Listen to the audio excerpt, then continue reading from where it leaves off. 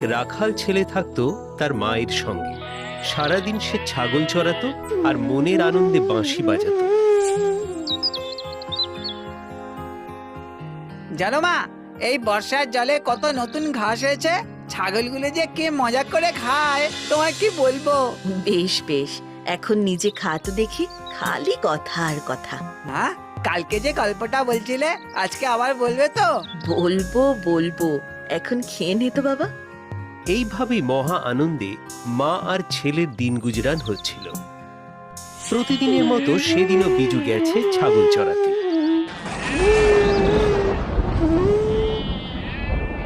আকাশে মেঘ করেছে, বৃষ্টি নামবে। কালি, বেলা, এই চান্দু, পুটি, কোথায় গেলি? আয় আয়। বিজুর ডাকে ছাগলগুলো একে একে বিজুর কাছে চলে আসে। আসে না শুধু কালি। উফ, কালি কোথায় গেলি রে? এই তোরা এখানে থাক, আমি কালীকে নিয়ে আসছি। কালি, কালি। জঙ্গলের মধ্যে একটু ঢুকতেই দেখতে পায় কালি মনের আনন্দে ঘাস খাচ্ছে। এই তো, খুব দুষ্টু হয়েছে তুমি, খালি এদিক ওদিকে পালিয়ে যাওয়া না। হঠাৎ বিজুর চোখে পড়ে একটা আলো। ও বাবা, মাটিতে ওটা কি? এরকম পাথর তো আগে কখনো দেখিনি। কি সুন্দর দেখতে। বিজু সেটা হাতে তুলে নিতেই পাথর খুব শান্ত নিচু গলায় বলে ওঠে, তোমার মনের ইচ্ছের কথা আমায় বলতে পারো, আমি পূরণ করব। কে কে কে? আমি গো আমি, তোমার হাতে থাকা পাথর বলছি। বাপরে, তুমি কথা বলতে জানো? কি চাও বলো, বলো কি চাও? আমার তো চাওয়ার কিছু নেই। ওই দেখো, এই বৃষ্টি নামবে। কালি, চল চল চল। আর তুমি এখন আমার পকেটে থাকো, হ্যাঁ? পাথর পকেটে ঢুকিয়ে ছাগলদের নিয়ে বিজু চলে যায়।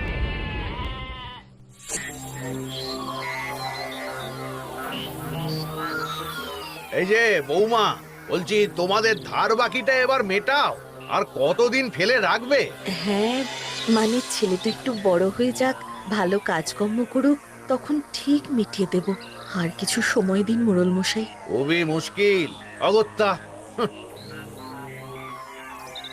তোরা আজ এত দেরি হলো? আর বলো না মা, কালিটা ঘাস খেতে খেতে জঙ্গলের ভেতরে ঢুকে গেল, তাই তো ওকে আনতে গিয়ে দেরি হলো। আচ্ছা মা, আমাদের কি চাই বলো তো? ও মা, কি আবার চাই? কিচ্ছু না, তুই খেতে বস, আমি সেটাই চাই। আমাকে পকেট থেকে বার করো। এই দেখো, তোমার কথা তো ভুলেই গেছিলাম। বলো বলো এবার কি চাও? শুনলে না, মাও বললো তো আমাদের কিচ্ছু লাগবে না। আচ্ছা, তোমাদের কুড়ে ঘরটা যদি পাকা করে দিই? এই না না, তাহলে তো চাঁদের আলো ঘরেই ঢুকবে না। আর যদি অনেক অর্থ দিই যাতে তোমাকে আর ছাগল চড়াতে না হয়? ও মা, তাহলে আমার এই কালি, বেলা, চান্দু, পুঁটি এদেরকে কে খাওয়াবে? হ্যাঁ, কে দেখবে ওদের? মোড়লের ছেলে ঘোতন পিছনে গাছের আড়াল থেকে লুকিয়ে সবটা দেখে আর শোনে। তারপর দৌড়ে গিয়ে খবর দেয় তার বাবাকে।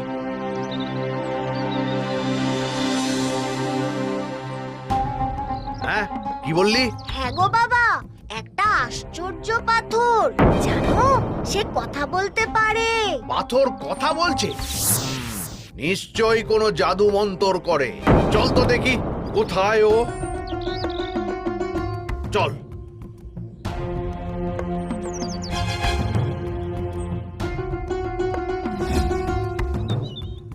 বিজু, বিজু, বৌমা, এই তো, বার কর, এক্ষুনি বার কর। কি জেঠু? জাদু পাথর, যা দিয়ে তুই গ্রামের সবার ক্ষতি করতে চাইছিস। ক্ষতি? না না, আমি কারো ক্ষতি করতে চাই না, বিশ্বাস করুন। একে একে গ্রামের অনেকে এসে জড়ো হয় সেখানে। আর এই কথাবার্তার মাঝেই ঘোতন ভিতরে গিয়ে খুঁজে নিয়ে আসে সেই পাথর। বাবা বাবা, এই যে দেখো, এই যে পাথর কথা বলছে, আমার ইচ্ছে পূরণের কথা বলছে। তোমার মনের ইচ্ছের কথা আমাকে বলতে পারো, আমি পূরণ করব। আমায় একটা বড় খেলার ব্যাট দাও।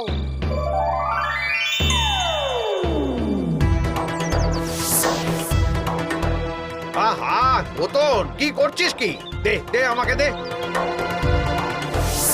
তোমার মনের ইচ্ছের কথা আমাকে বলতে পারো, আমি পূরণ করব। আমার এক বাক্স সোনা চাই। ওমা, এ তো সত্যি সত্যি সোনা। এই সর সর সর সর সর তোরা সর সর। এই চল চল চল গোতন গোতন চল চল। গ্রামবাসীকে সরিয়ে বাপ ছেলে মনের আনন্দে নাচতে নাচতে রওনা দেয় বাড়ির দিকে। জেঠু, জেঠু ওই পাথরটা দিয়ে যাও, আমার বন্ধু। কি হয়েছে? কি হয়েছে রে বিজু? ও মা, ওরা আমার পাথরটা নিয়ে চলে গেল। কিসের পাথর? কোথায় পেয়েছিলি? ওই তো জঙ্গলে। ওই পাথরটা আমাকে সব দিতে চেয়েছিল, কিন্তু তুমিও তো বললে কিছু লাগবে না, তাই আমি কিছু চাইনি। কাঁদিস না বাবা, ওই পাথর আমাদের লাগবে না। চুপ কর। ক্রমশ এই আশ্চর্য পাথরের কথা ছড়িয়ে পড়ে চারিদিকে। দেখেছো কাণ্ড, ওই পাথর দিয়ে মোড়ল তো বড় লোক হয়ে গেছে গো। হ্যাঁ, কাল তো দেখলাম যে বাড়ি রং করছে।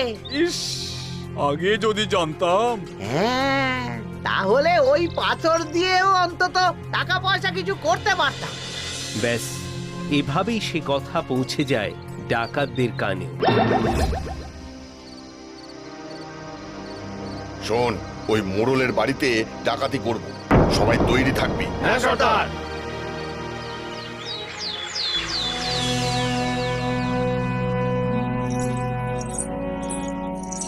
এই দেখো দেখো, এটা পরে আমায় কেমন লাগছে দেখো তো।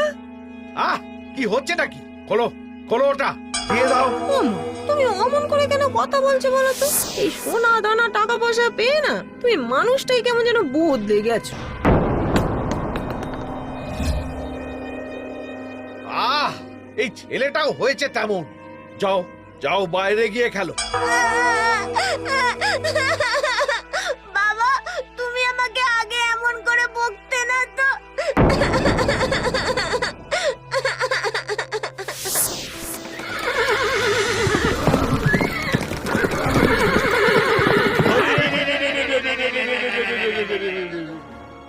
বাবা, বাবা ডাকাত! মা, ও মা গো! গোতন!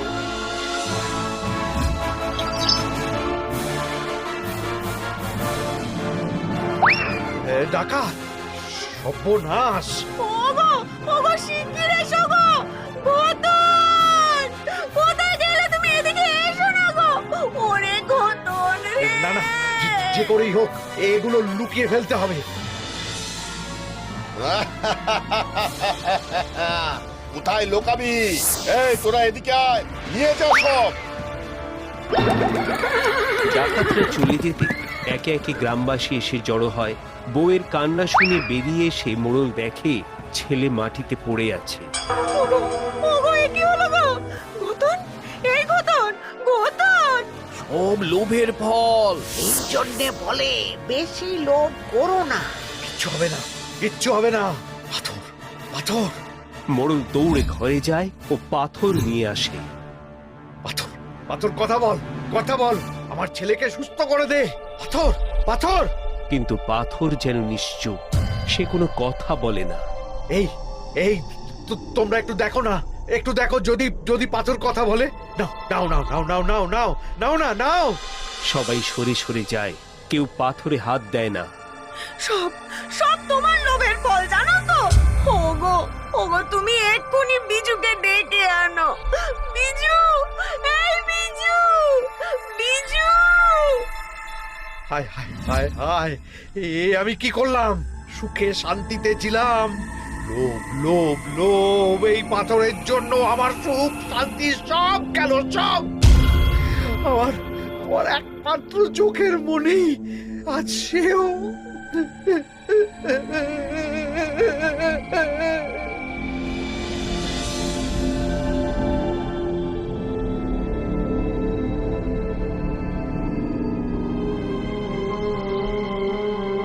ওরে, ও বিজু, বিজু দেখ না, দেখ না তোর বন্ধুর কি হলো বিজু, দেখ দেখ বাবা।